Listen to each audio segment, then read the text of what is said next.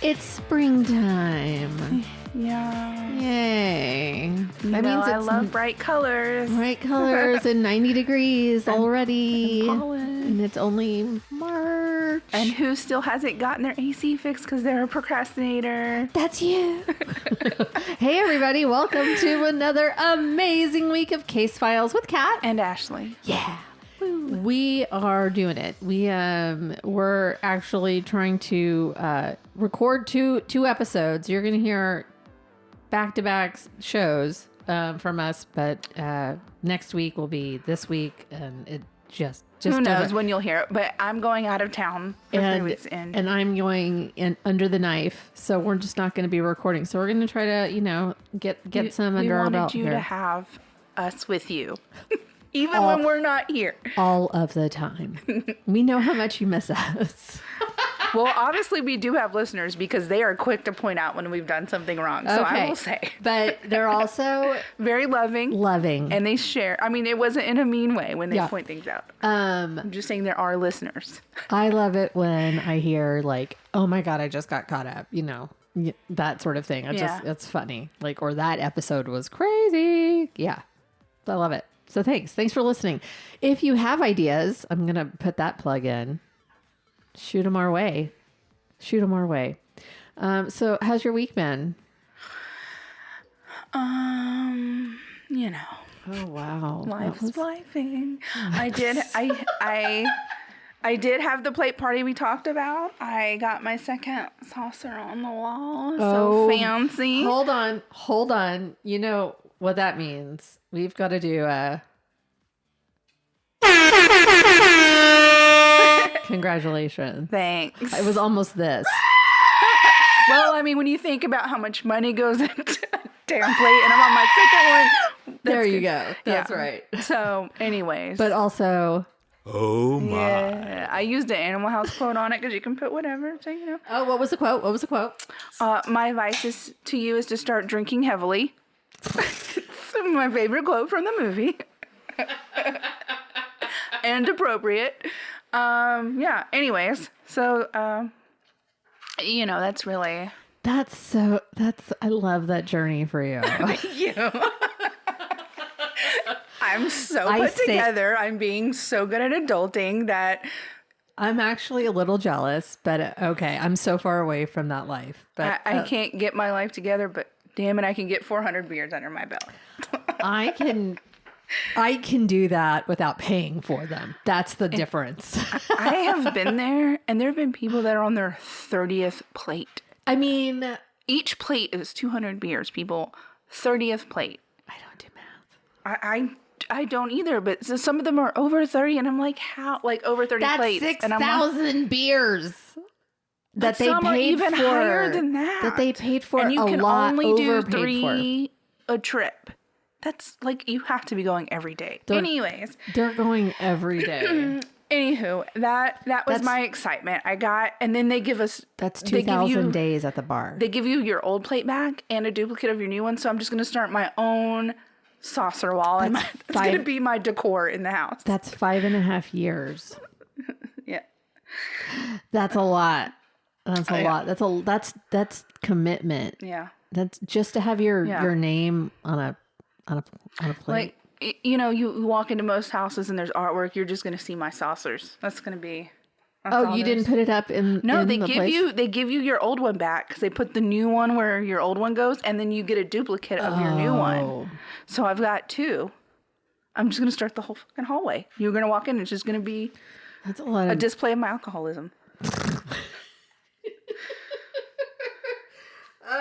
Anyways, now that we have totally... I'm sorry. No, I mean, we're all so proud of you. We are all so... Thank you. Proud of you.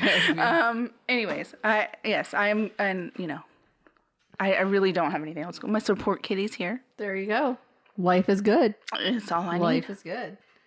I'm getting new glasses. Also, sorry. Okay, yay. That's it. That really is. That was all my old people assign.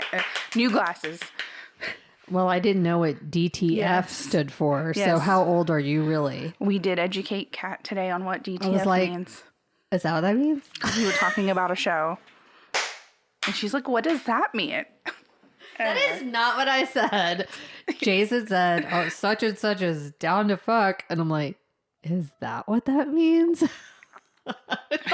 Anyway. I don't know. I thought it was an airport code. I don't know.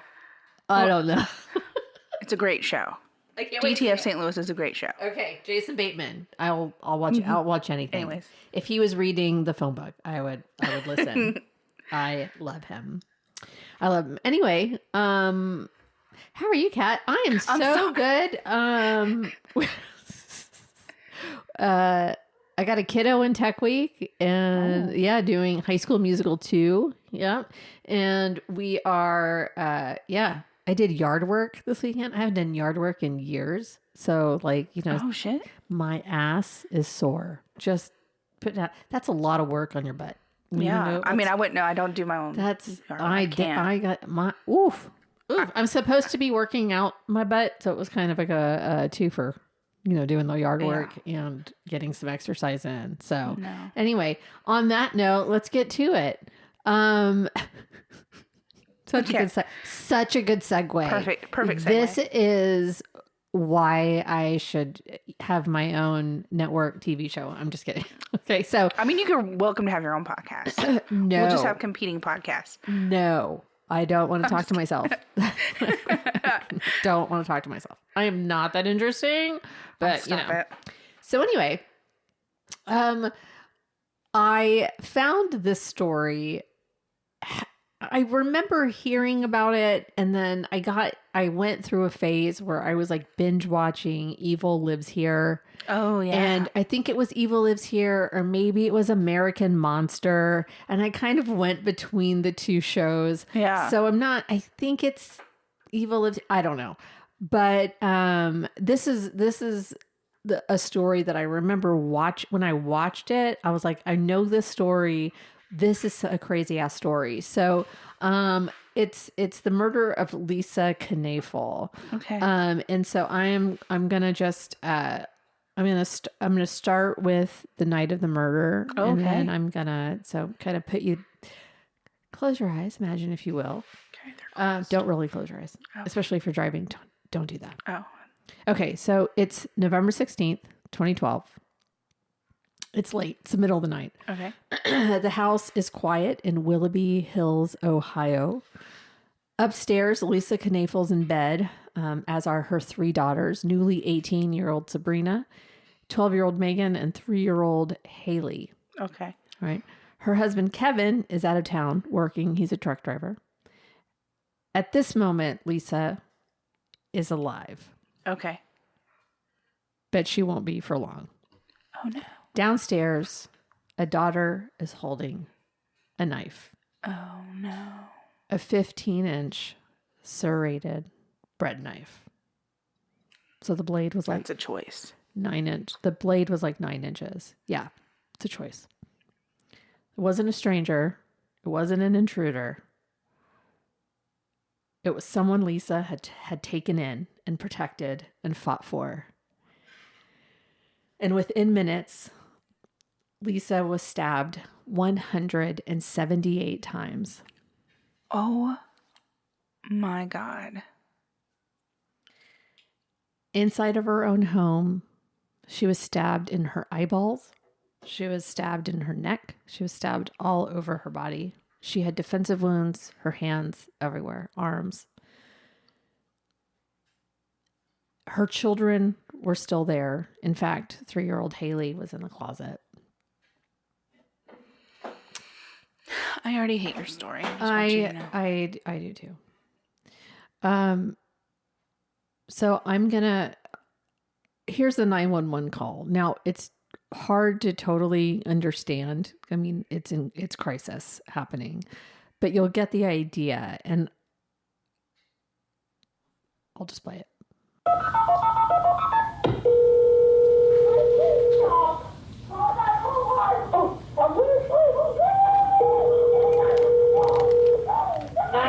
Was an emergency. You need to get off the radio, Julius. What is going on? Who has the knife? My sister, and I just woke up because I was yelling. Who has 22? Chagrin Drive. I need units that it's 2518 Chagrin Drive. I have a female yelling on the phone. Someone else has a knife. Okay, this is your sister?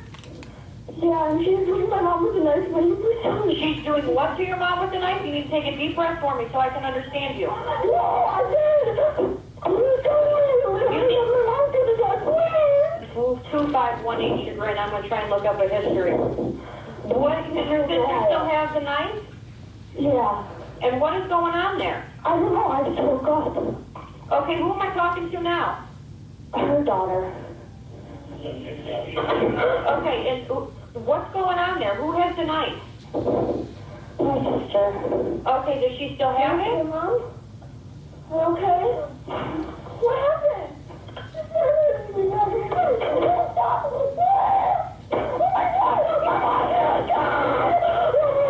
What's going on?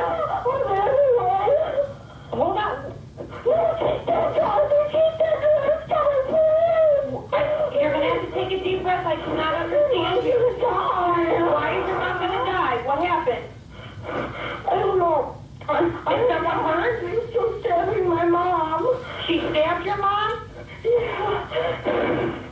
Please, 2518 Chagrin Drive. I have a female with stab wounds. Attention. Ambulance is needed. 2518 Chagrin Drive for a female with stab wounds. Will be held fire. Clear at 118. Is she breathing at all? You gotta take a deep breath for it. Where's your sister at? Sounds like she's still in the house.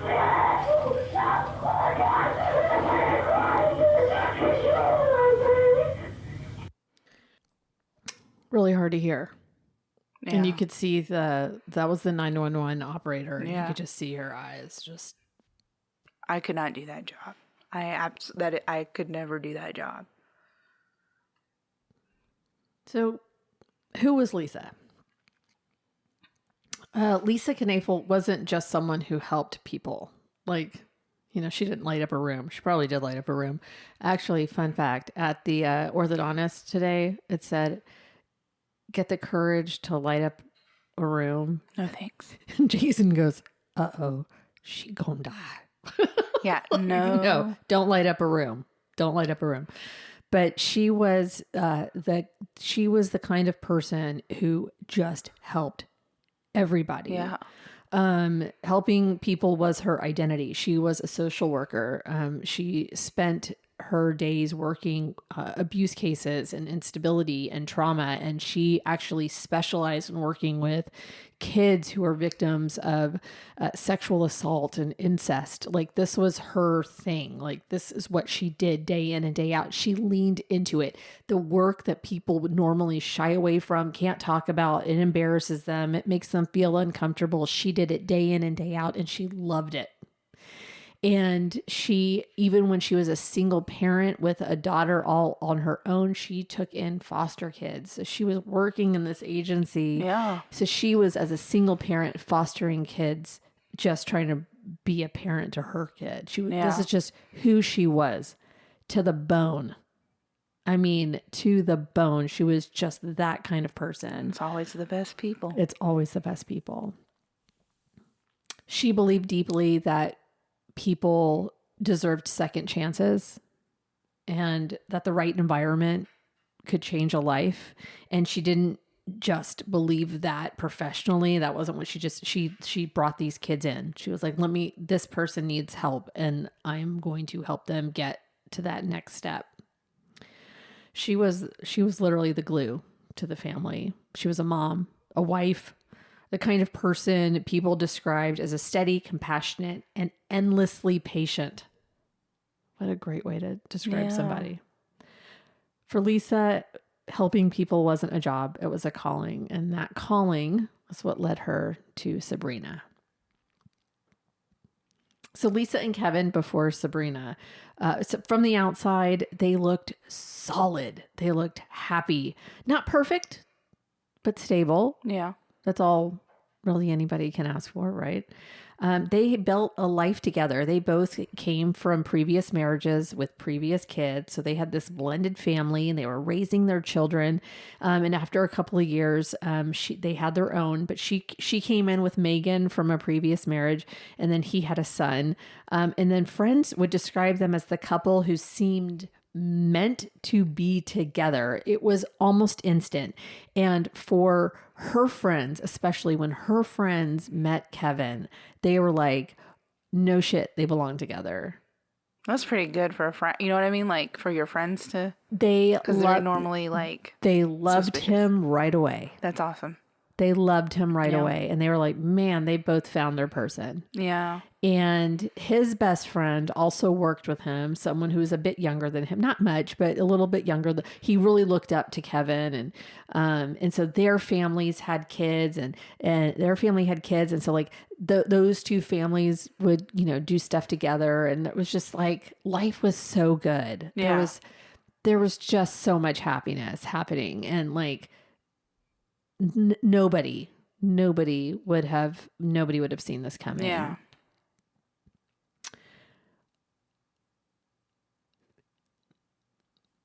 And so all of that, I guess all of that is what matters, because it wasn't a situation where Lisa thought that she was in any danger. Lisa did not believe there were any red flags.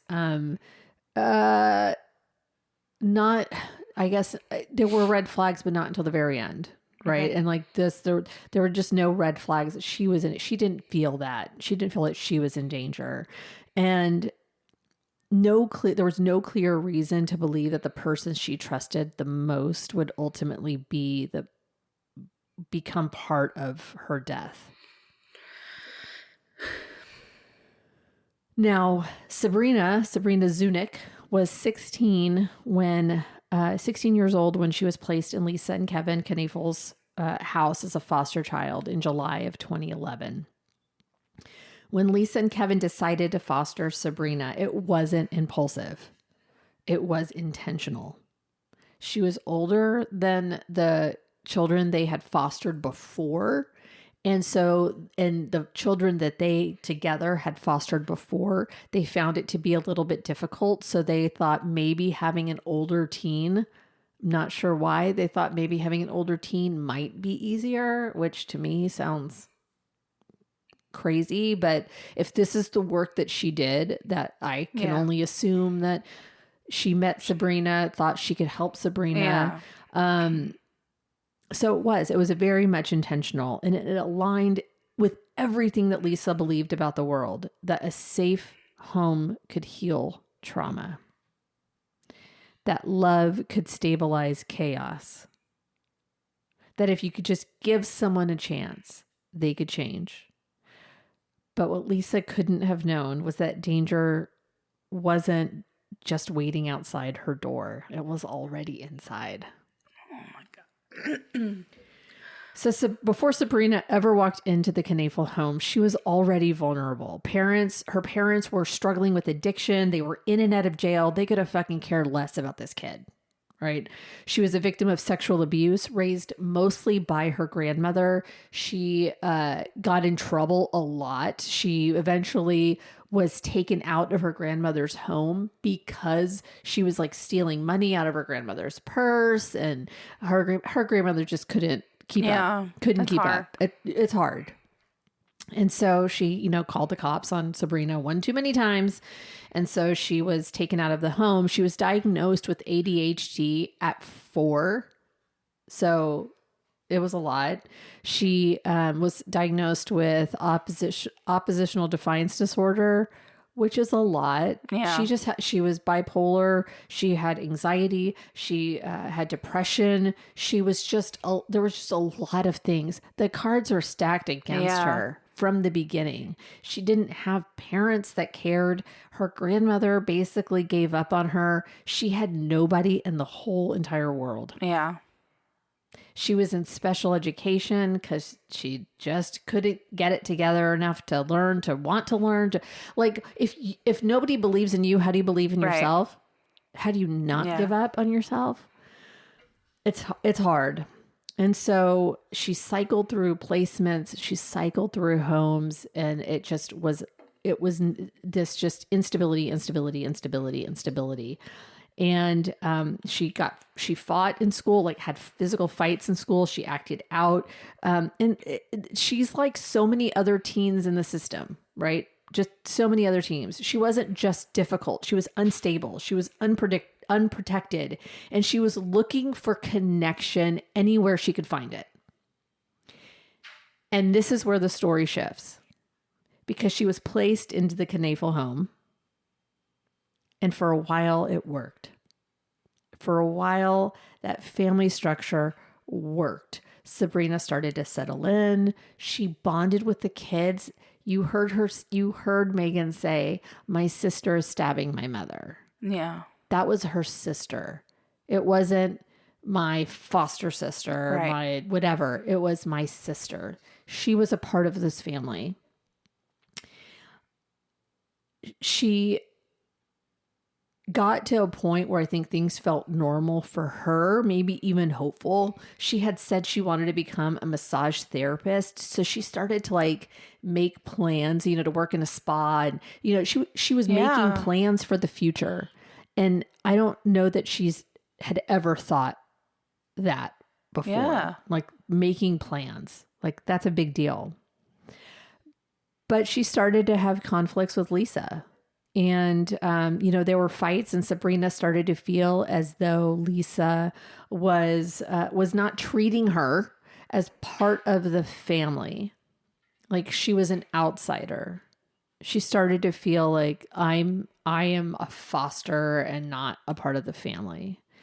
And you can hear, if you listen to anything of her, you can hear that there's anger in that. There's pain, right? Yeah. There's rejection. And I don't know that she's ever really come to terms with that. So what changed? Well, Sabrina started to treat Haley as though she were her own daughter. She had this very motherly feeling towards Haley, and that kind of made Lisa feel some kind of way. Lisa also noticed that Kevin and Sabrina spent a lot of time together, like too much. Once after a day of shopping with Megan, they came home and Sabrina and Kevin were there. Haley was there, but asleep. Wait, who was Haley? Haley was a 3-year-old. Okay. Haley was there, but asleep. So Okay. not, and Sabrina was in a sports bra and her leggings. And they were like together in the living room. And Megan remembers like, why are you wearing a bra around your dad? Like, I don't know. I don't find it that it crazy. That wasn't like the first time. Oh. There were moments where their relationship got a little too close for comfort. And they were seeing it, and it was making them feel uncomfortable. I would assume Lisa would know. So to walk in and see that. So of course that started a fight. Yeah. And then that was, what is your relationship with Sabrina? Yeah. Sabrina needs to leave.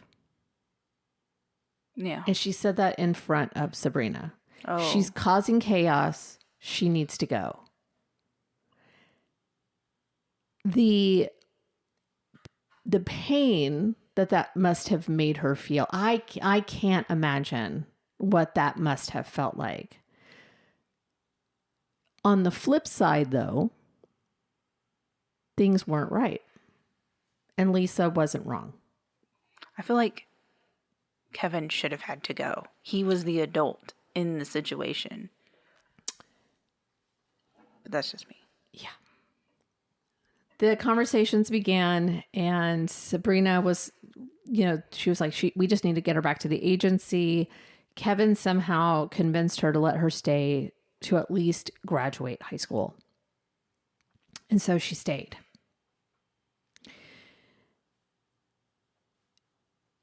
And he drove her to school every morning. And things went back to normal. Right? They went on a camping trip. with close friends, and all the kids were there, everything. This was with his best friend and his family and those kids. And Kevin confided in his best friend that Lisa suspected that he was having a sexual relationship with Sabrina. Told his best friend that. Then later, he shows his best friend his new pair of underwear, bragging that Sabrina bought them for him. And then later that night, showing him some modeling pictures of Sabrina. This friend never said anything. Shocking. A teacher at school had noticed an uncomfortable moment with Kevin and Sabrina after she got into a fight with another student. Kevin shows up. Sabrina sits on his lap between his legs. The teacher never said a word or reported it. The foster agency got a call about a month before Lisa died from Kevin complaining that Sabrina was seeing a 19-year-old. And the agency didn't see a problem with it since she was about to turn 18, but the agency called Sabrina and said, hey, you have to follow their rules. They never said a thing. Lisa wanted to give her kids everything they needed to succeed in life, even the one that seemed to just bring chaos into their family, because that was who she was, which makes what happened later so much harder to process, because Kevin didn't just have an affair with Sabrina. He groomed her. It started with small things. When she was doing so freaking good, too. It seemed like she was really trying to get her life on track. And I feel like the arguments with Lisa had to have been like little plants. You know what I mean? Like he had to have like made it so much worse. Mm-hmm. This is all his doing. This is all his doing. I don't talk about it later, but I should have put this in the script. But when they got call logs, when they looked at the cell phone records over the 2 weeks before her death, he had connected with her, with his wife, less than 200 times. With Sabrina, it was over 1,500 calls or texts. Oh my God. His family still supports him, saying, well, my husband contacts his daughter more than he contacts me. Like my daughter, like she's like, my daughter and my husband communicate more than I communicate with my husband over text. And I was like, yeah, but that's your daughter. That's his daughter. Not a foster kid that's only been in the house for a year. Who's about to turn 18. Who he wants to make sure he gets custody of if there is a divorce. This is all. Yeah. These are all questions he asked. If I get a divorce, can I keep Sabrina alone? Can I keep her? Yeah. Oh my God. Fuck that guy. So it started with small things, sitting too close, the sexual jokes, crossing those emotional boundaries, and then it escalated. Well, she wanted to be a, massage therapist. And, my inner thighs hurt so much from being a truck driver. Can you massage them so you can get some practice? She was a teenager. He was 41, asking for a massage of his inner thighs.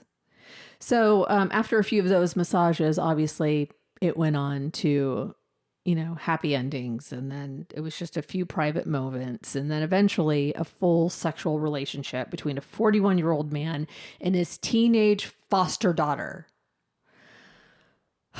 He would drive her to school, and in those 10 minutes that they were in the car, there would be blowjobs and fingering and sex. And whenever he could be alone with her, it became sexual.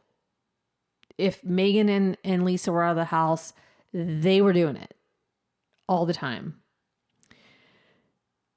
She went to the hospital for an appendicitis. And when he was there with her, he closed the curtain and they performed sexual acts in the hospital. Like, you're in the hospital with appendicitis and is he making you give him an old fashioned or what? What could you possibly be doing behind that curtain?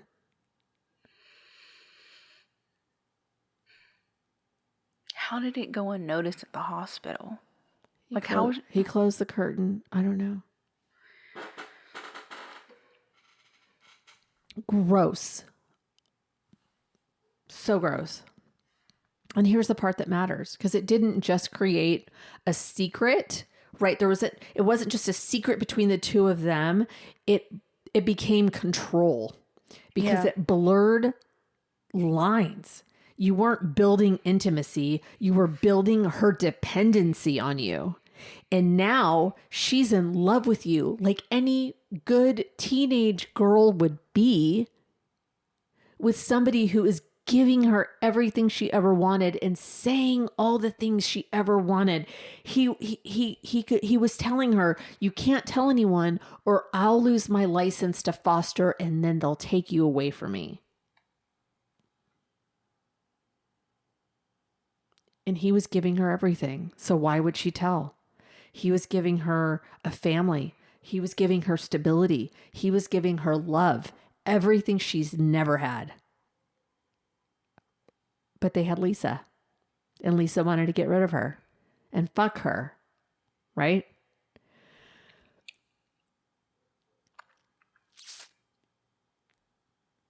I lost my place.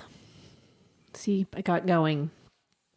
So according to interviews, Kevin knew exactly how to pull her in. He listened, he paid attention, he made her feel chosen, and slowly he started to shift her role from foster child to partner to accomplice, because he would tell her, if she wasn't around, you could be mom to Haley. You're my partner.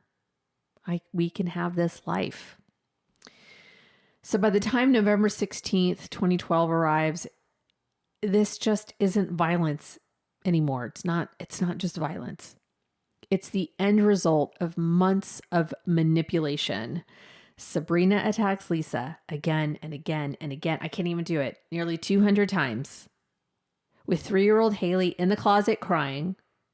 With Megan trying to pull the girl that she called her sister off, you heard it on the 911 call, off of her mom. And she is pushing her, like hand in her face, just let go. She could not stop. She could not stop. Because she was told to make sure she was dead.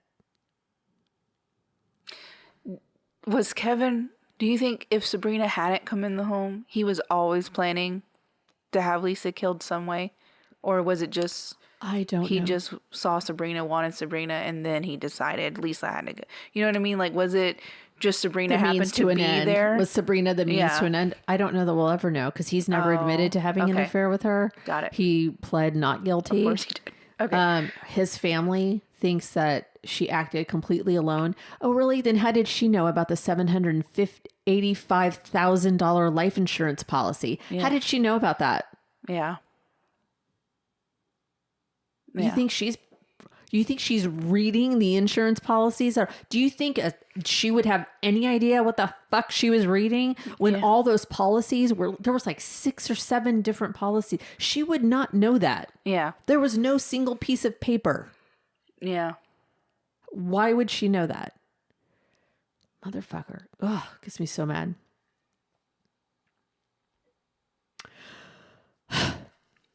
Sorry, I need to take a break. So this isn't just rage, right? Ooh. So she was still going. Sabrina was still going. Here's Megan trying to pull Sabrina off of her mom and getting hardly any response from Sabrina. They called her Bree, called any response from her. She was still going on the 911 call and still going when the police arrived, and she walked out of the bedroom with the bent fucking bread knife in her hand, covered in blood like fucking Carrie. She was literally, you couldn't tell what race she was. She was covered in blood. Holding the knife up with the other hand up. That's not just rage.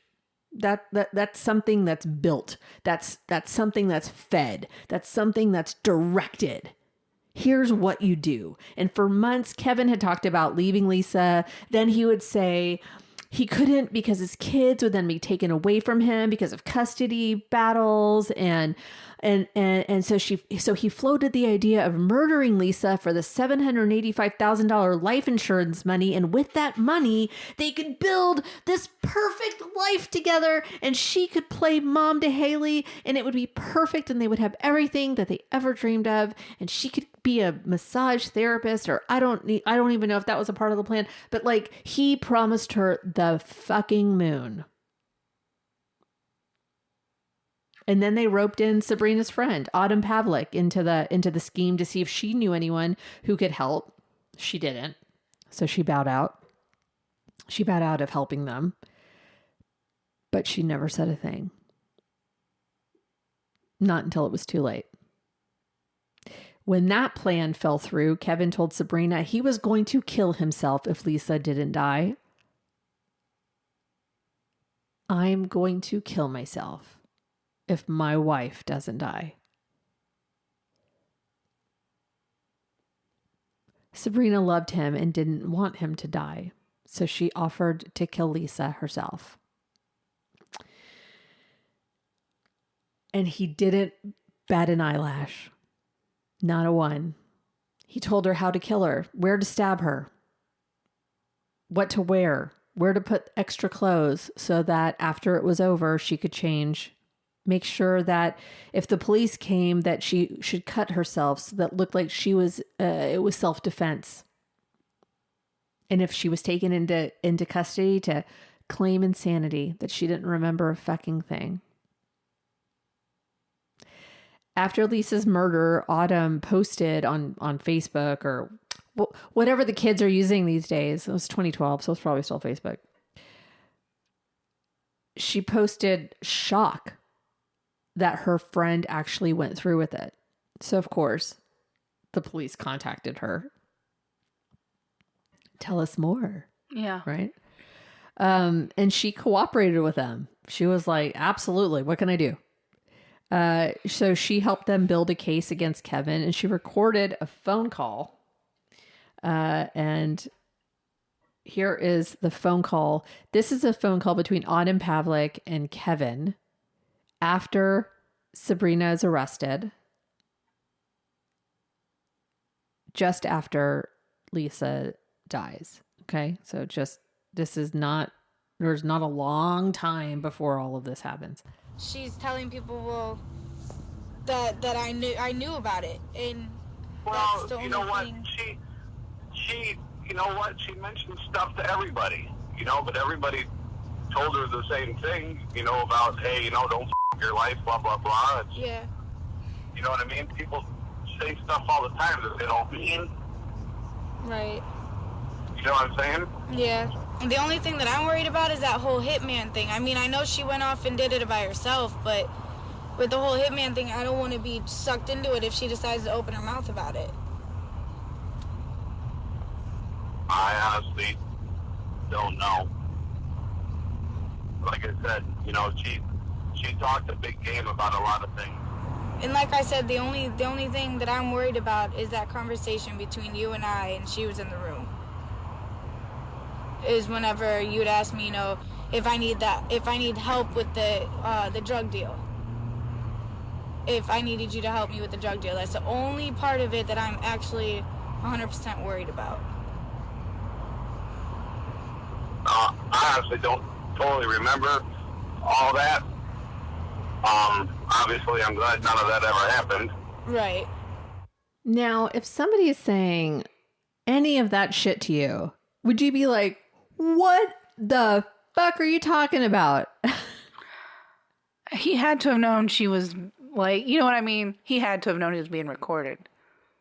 But then why wouldn't he say, what the fuck are you talking about? I don't know what you're talking about. He was like, yeah. I don't know. I just feel like he doesn't sound very upset for someone whose wife was just stabbed out over 100 times. He's like, what are you talking about? There was a hitman plot? You were involved? I talked to you about it? What are you talking about? He wasn't surprised. He wasn't angry. He wasn't anything. Yeah. He wasn't anything. Yeah. He was like, oh, she just says a lot. She says a lot. And then when the police asked him about whether or not he even knew Autumn, he was like, oh, yeah, I think I know her. I have no idea where she's at, though. It's been so long since I've talked to her. Like, I mean, I don't know where she is. I can't help you find her or anything. Liar, because we just heard that phone call. Yeah. So, yeah. Why lie? Yeah. Right? There's no physical evidence. Why did another teenager have his phone number anyways? There's no physical evidence of a sexual relationship between Kevin and Sabrina. So it was 100% a circumstantial case against him. All you had were these really uncomfortable adults who never said a fucking word. Not even Lisa. Not even Lisa. I could see Lisa being worried and not wanting to say anything, but that teacher or his best friend. Or the agency or the best friend or anybody. And did he act like a grieving husband? No. When he got back into town after Lisa was brutally stabbed 178 times, guess who he wanted to see first? Sabrina. He wanted to go to jail and see Sabrina. Not his kids? Not his kids. He kept Sabrina's photo up in the house. He worried about Sabrina. What about your dead fucking wife, my dude? What about your traumatized fucking children? And Megan was watching all of this. She was devastated, and honestly, she was grossed the fuck out. She could see the writing on the wall. At 12 years old, she fucking knew what was happening. Yeah. This story makes me so mad. You can tell I'm angry, huh? Yeah. I'm fucking mad. Yeah. Because if a 12-year-old can see what's happening, what happened with all of those adults? Yeah. See something, say something. It just makes me mad because of how traumatized he allowed his own children to be. How he could sit there and listen. Own children. He could listen to that 911 call and feel nothing. Listening to his own children screaming and crying as their mother is getting killed by someone he groomed to do that.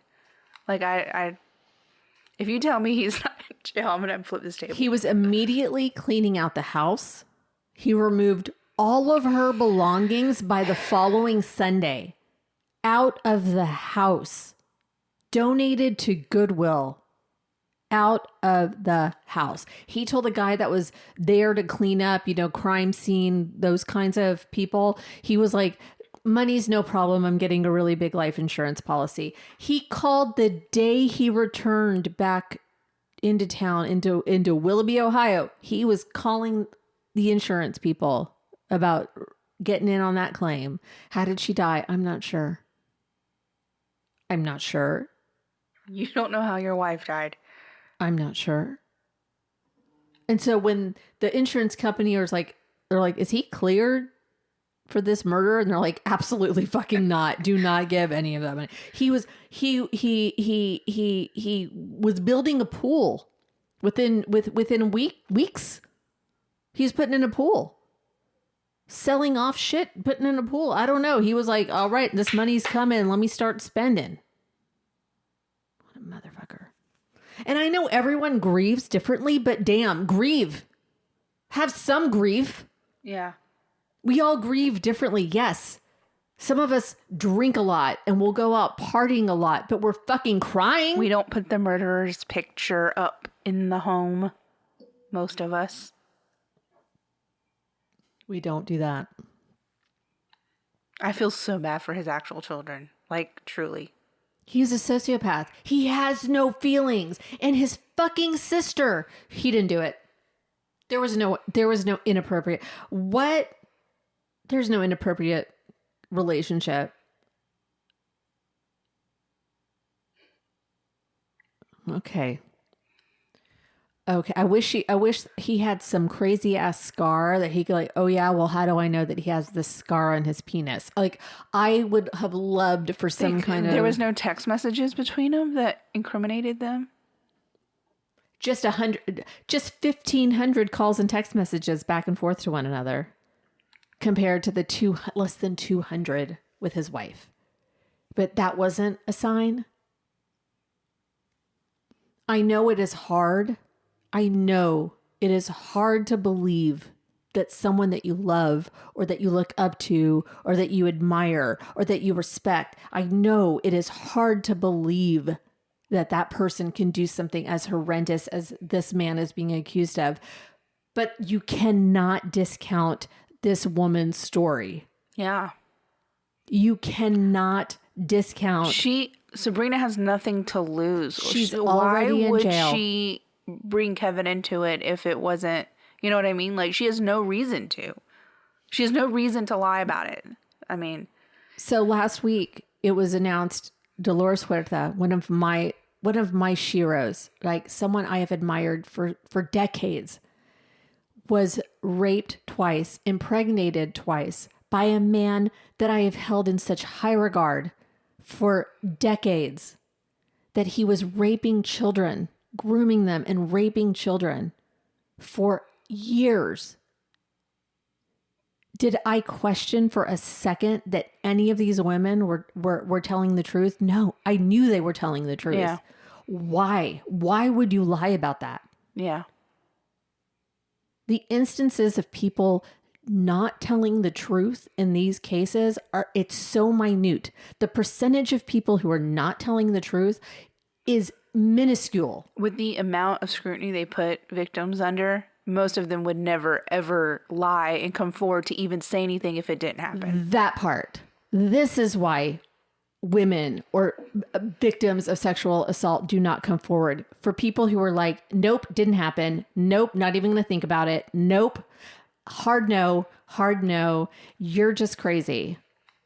He's an amazing person. No way. He would have never done that. Just because someone's amazing to you does not mean they're amazing to everybody. This is how abusers get away with the shit that they get away with.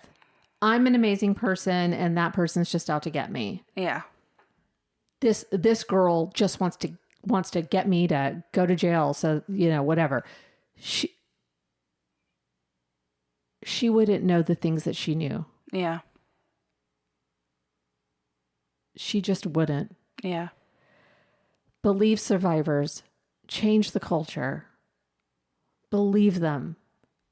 It's okay if the person that you looked up to is not the person that you think is not, just turns out to be not the person that you thought they were. It is okay to be wrong about somebody.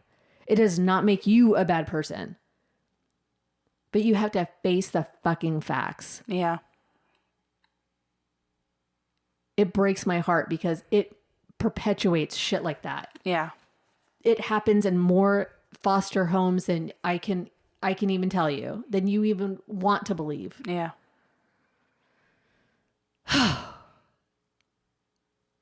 What about your daughters? God.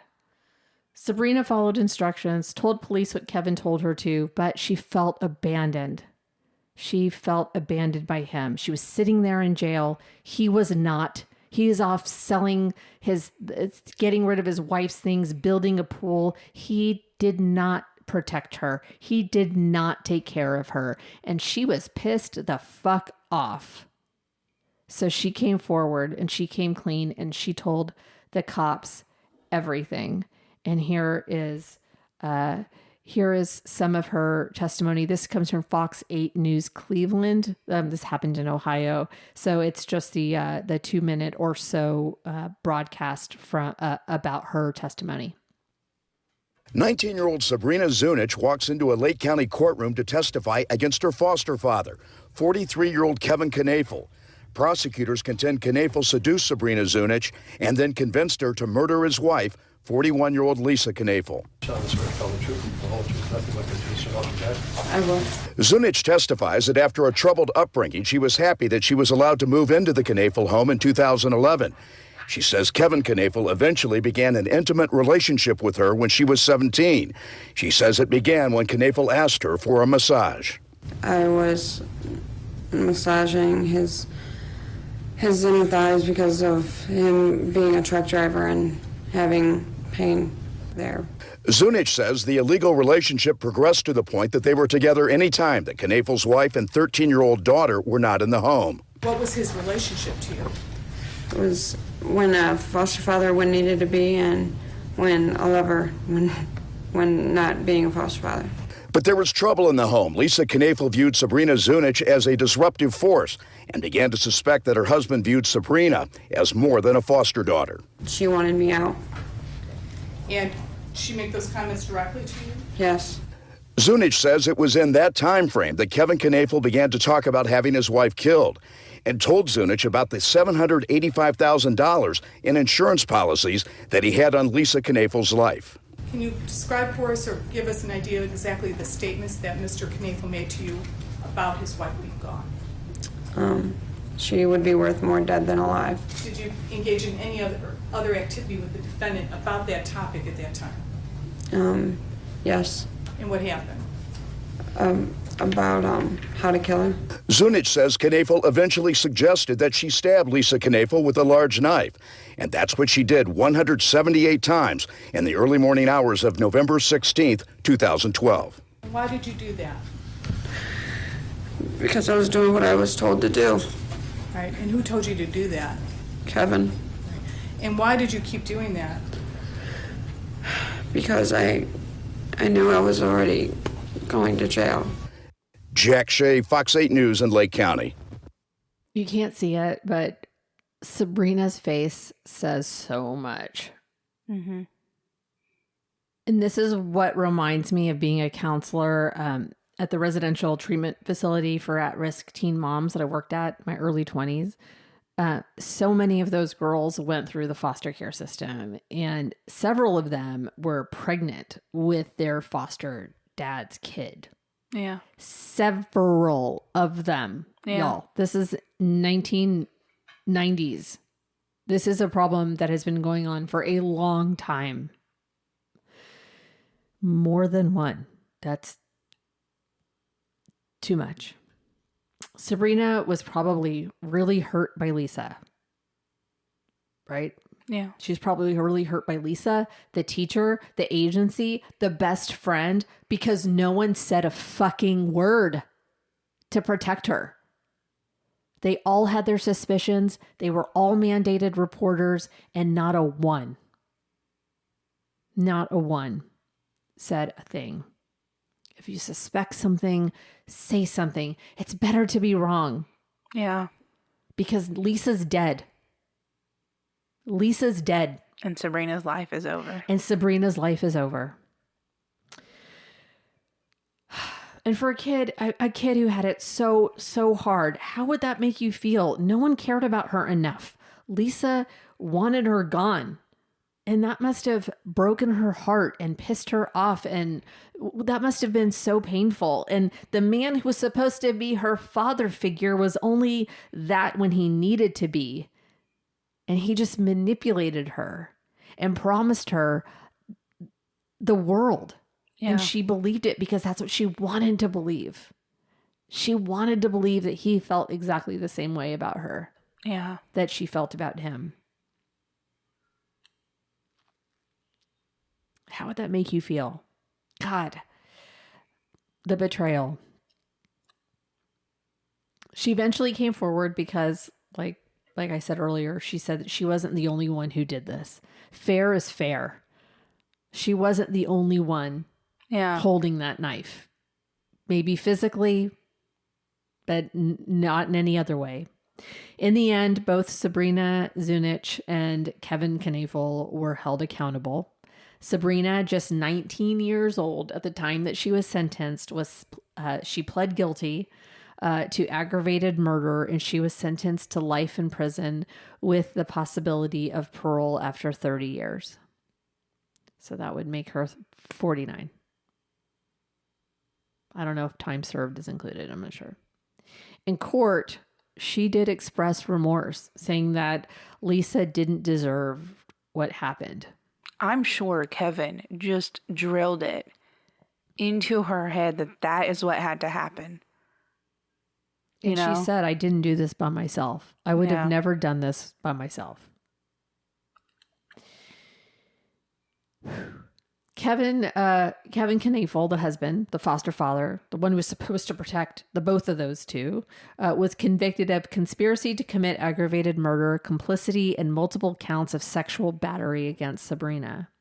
Prosecutors said that he manipulated the situation from the start, grooming Sabrina, then guiding her towards murder, and he was sentenced to life in prison with parole eligibility after 30 years. He would be 73 at that point, if he makes it. Here's hoping. 2 people, 2 life sentences, but for very different reasons. One a teenager shaped by trauma, manipulation, and control, and the other an adult who abused his power, trust, and access to the most in the most devastating way possible. And that is my story. Well, I hated it. Hated it. I hope those kids are with people who love them and they can heal from this, because fuck, they don't deserve what their father did to them. So Megan, she's the best friend in Megan, his best friend and Megan are the ones that are interviewed in Evil Lives Here, or it's got to be Evil Lives Here. It's got to be, because it's those are the types of episodes. Yeah. And they try to play her the 911 call, and she's all, nope. And I don't blame her. She just stops it. I'm not listening to that. Nope. You can tell how much she's grown as a woman in all of that trauma. And I think that she's probably the reason why I wanted to do this story, because of her absolute resolve to keep going. Yeah. She's in her 20s now, right? I would assume. 2012. She was 13 at the time. Yeah. Her strength, you could just feel it through the TV.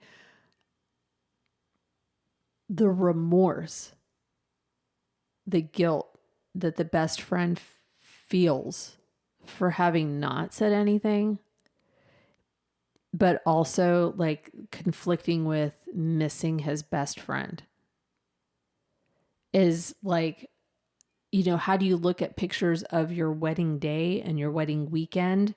Why would you want to be best friends with someone like that? Right. But it's like, he stopped immediately. Like, I get it. He was like, oh no, as soon as this came to light, he was cooperating with the police.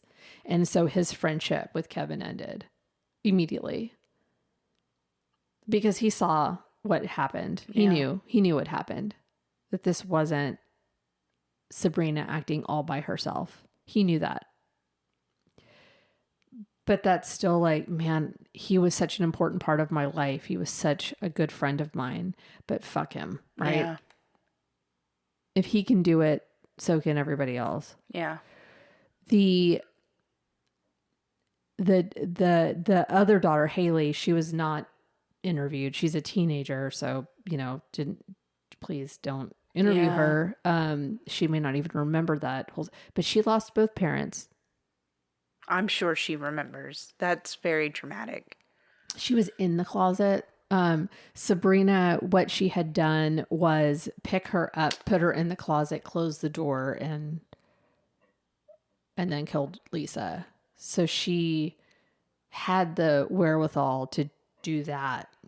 So when they were like, you blacked out, huh? Why'd you put the kid in the closet? Yeah. If you didn't remember what was happening. Lisa had gone into the bedroom. Sabrina had a bunch of like Red Bull or Monsters or whatever to keep her up, to make sure everyone else was asleep. And she went down the kitchen, got the knife that Kevin told her to get, and went upstairs, and she was like, okay, just do it. She went into the bedroom, and Lisa said, go to bed, Megan. And then she didn't move, and she didn't do anything. And then when Lisa looked up, she was like, what? And then that's when she And that's per her testimony. That's per Sabrina's testimony. Like, she didn't get anything else out. On the 911 call, it's really hard to hear, but you can hear Lisa screaming, call the police.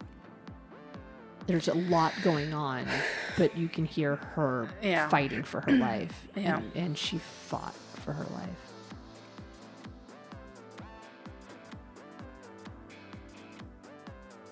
Just get a divorce.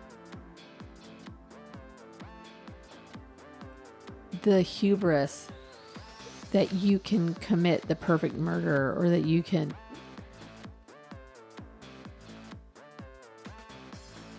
He thought he was smarter, I guess, than the world. I don't know. I don't know what he thought.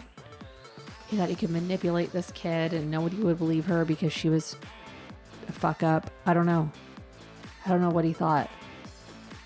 But just get a divorce. Yeah.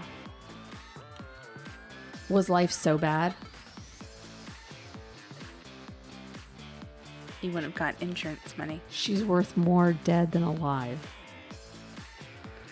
Greed. Grossness. Greed and grossness. The 2 G's. So that's my story. Anyway. I feel so gross. Yeah, I don't want to talk about that anymore. Okay, so next time we're going to talk about something. My favorite thing to talk about. No.